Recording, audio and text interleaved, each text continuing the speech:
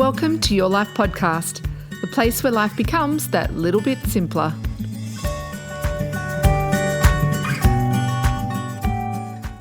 Welcome to the Your Life Podcast. I'm Angela Lockwood, and in this episode I'm interviewed by Luke and Susie of The Luke and Susie Show.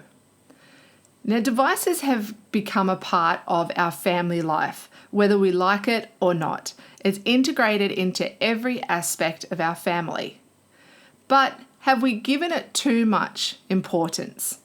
Has it become the centre of our family rather than the relationships that we're building with each other?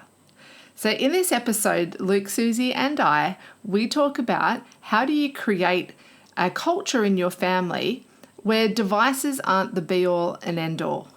It's an interesting thing to think about, and it's worth a listen. Enjoy.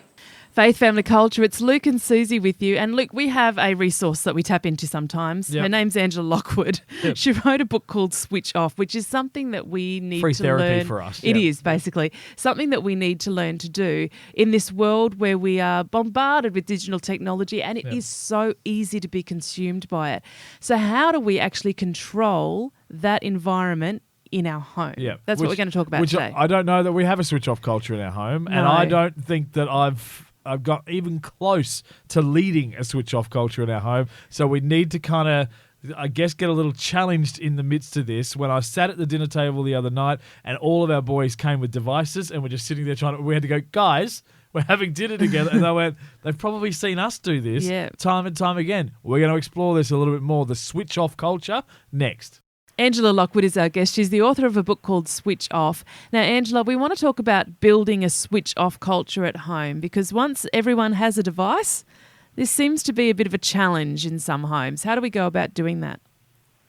I love that you called it a switch-off culture at home because it really is about building expectations and building a family culture that's not all about just sitting on technology all day, every day. So that switch-off culture is fantastic. If that's what we can do in families, you can really see a ripple effect into so many other of those cultural things that you've put into your family life. But I'm going to take a little step back about building a switch-off culture. It all comes from the parents. So what we need to do, I actually wrote an article last year that was probably the most well-read and engaged with article that I've ever written, and it was called What Our Behaviours Are Teaching Our Children. And it was interesting to see what people's reaction to that article was, because what I spoke about was what we need to do as adults and leaders in our family is look at our own behaviours and think, am I role modelling to my children the type of culture that I want? And so that role modelling of behaviour, we can't have a switch-off culture in our family if we're watching TV while we're on our iPad with our phone next to us. Yes. And, in our downtimes, we can't create that culture if our children are looking to us, seeing us on our phone all the time or on our tablet all the time or flicking through Netflix all day, every day. So we need to role model those behaviours just like we do in every other aspect of our life. We need to role model to our children what is good practices around technology use. It would be, Angela, it would be less insulting if you just confronted us personally rather than generically speaking about us on our own radio show. It's how I like to roll. I just like to go on air and just, I had an interesting experience with this whole switch-off culture recently, actually, Angela. I want to tell you about that, and I'll do that next. Faith, family, culture. It's Luke and Susie with you as we talk about building a switch-off culture at home today. Our guest who's talking this through with us is the author of the book Switch Off, Angela Lockwood. And Angela, I was really confronted with this recently. You said before that it's the parents who determine the culture of the home, and we need to be consciously thinking about what our behaviour is telling our children about how to engage, I guess, with devices. On the school holidays, we had a lot of sickness in our home, and it was challenging because I was home with the children by myself, and it was just easy to go to the Xbox or the device or whatever it was for them. But there were a few times where I pulled out. There's a book I've been reading that I'm just captivated by.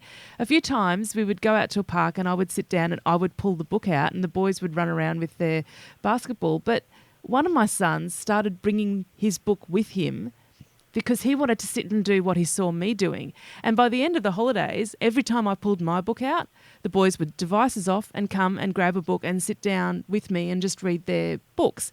And I didn't tell them to. I didn't ask them to. I didn't tell them they had to do reading time. They just followed what I actually did. And it was fascinating to see.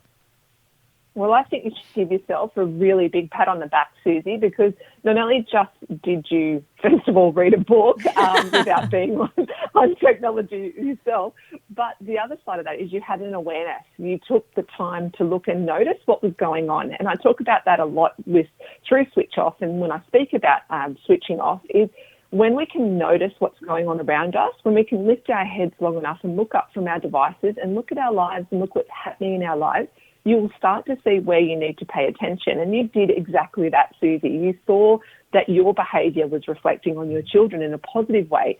So I'll guarantee you now what you'll do is you'll do that more often because you could see the positive benefits of it. Yeah. So huge pat on the back for you. Yeah, can I just say that I should get some credit too because she could only do that because I wasn't there.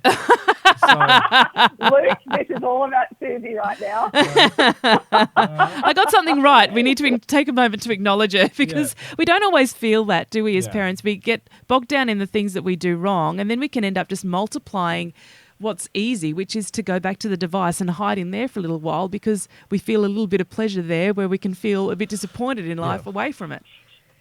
I think you really hit the nail on the head when you said it's around the ease. It becomes easy.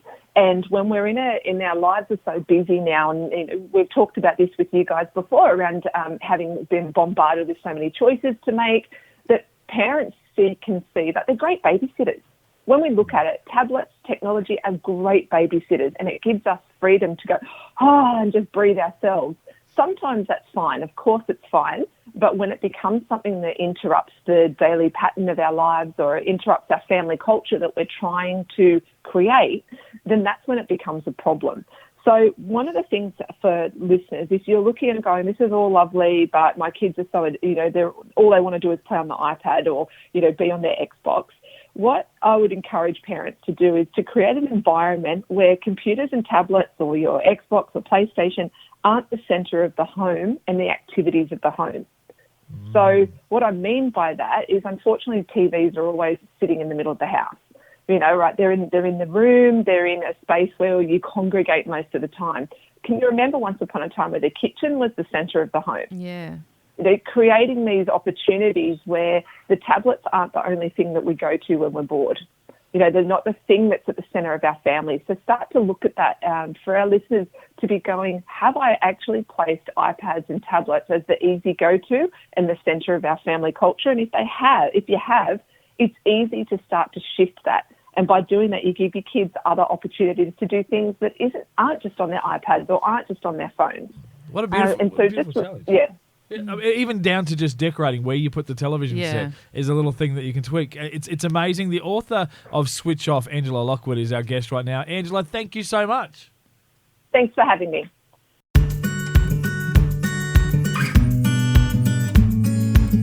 I hope you enjoyed this episode. To find more ways to slow down and simplify your life, follow the Your Life podcast on Spotify and iTunes. And let's connect on LinkedIn and Instagram. Just look for Angela Lockwood. Don't forget, it's your life. You choose how to live it.